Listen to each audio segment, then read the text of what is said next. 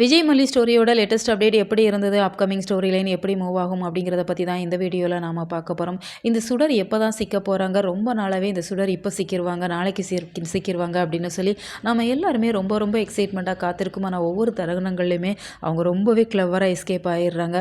இப்போ மனோகர் வீட்ல இருக்கிறாங்க. இந்த சூழ்நிலையில ரகு அண்ட் நவீன் 2 பேருமே அவங்கள பார்க்க வந்திருக்கிறாங்க. மனோகர ரூம்ல போட்டு பூட்டிடுறாங்க. இதனால மனோகர் கதவ தொறன்னு அவங்க எவ்வளவோ சொல்லி பார்க்குறாங்க. இப்போ ரகு அவங்கள மிரட்டிட்டு இருக்கிறாங்க. சுடருமே என்ன பண்ணுறது அப்படின்னு சொல்லி தெரியல.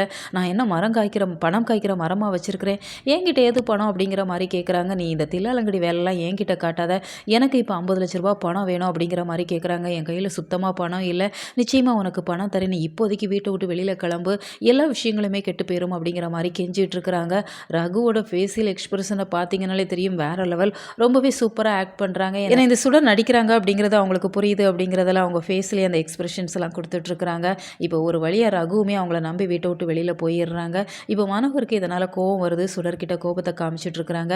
இன்னொரு பக்கம் ஆப்ரேஷன் இப்போதைக்கு பண்ண முடியாது, பணம் கிடைக்காது அப்படிங்கிற மாதிரி பேங்க்ல இருந்து சொல்லிடுறாங்க. விஜய் பெரிய சிக்கலை தவிச்சிட்டு இருக்கிறாங்க. பணம் எப்படியாவது கிடைச்சிரும் அப்படிங்கிற மாதிரி தான் விஜய், மல்லி, நாகு 3 பேருமே ரொம்பவே சந்தோஷமா இருந்தாங்க. இப்போ ஆப்ரேஷன் பண்ணுறதுக்கான டெஸ்ட் எல்லாம் இப்போ எடுத்துட்டு இருக்கிறாங்க. அதுக்குள்ள பணம் கட்டணும், பணம் கட்டினா மட்டும் தான் ஆப்ரேஷன் பண்ணுவோம் அப்படிங்கிற மாதிரி ஹாஸ்பிட்டல் தரப்புல இருந்து சொல்லிடுறாங்க. இப்போ விஜய்க்கு வேற வழியே இல்லை அப்படிங்கிறதுல ராஜியை தேடி போறாங்க.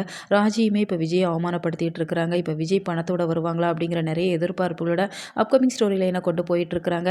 நீங்க இதை எப்படி பார்க்குறீங்க? உங்களோட கருத்துக்களை கமெண்ட் பாக்ஸில் சொல்லுங்க. மேலும் இது போன்ற வீடியோக்களுக்கு நம்ம சேனலை சப்ஸ்கிரைப் பண்ணுங்க.